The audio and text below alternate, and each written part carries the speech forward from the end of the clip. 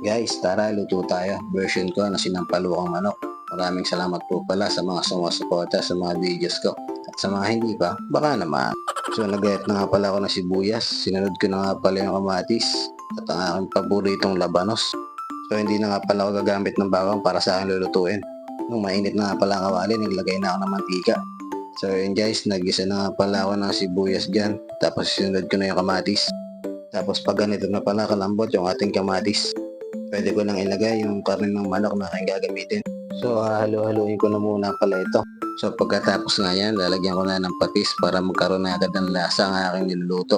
Tapos naglagay na nga pala ako ng pamintang durog tsaka ng kaunting asin. Tapos halo-haluin ko muna ulit pala ito para kumalat yung pampalasa bago ko takpan. Tapos pag kumatas na nga pala yung karne katulad nito, lalagyan ko na siya ng isang drum na tubig galing pa ng ilog ng tansa. Tapos tatakpan ko na hanggang sa kumulo. Tapos pag kumulo na pala, ilalagay ko na aking pampasim. Much better guys kung gagamitin mo yung natural na sampalok. Pagkatapos ko nga palang haluin, susunod ko na nga pala yung mga gulay dyan.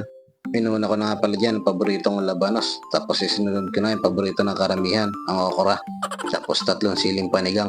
Tapos tatakpan ko muna ito hanggang sa maluto ang mga gulay. Tapos nung luto na, nilagay ko na nga pala dito yung kangkong. Tapos tatakpan ko pala ito ng mga 2 minutes. Gumawa din pala ako ng mabisang sausawan. So ayun nga guys, luto na ang version ko na sinampalukang manok. Maraming salamat guys sa inyong panonood. Please like and share po.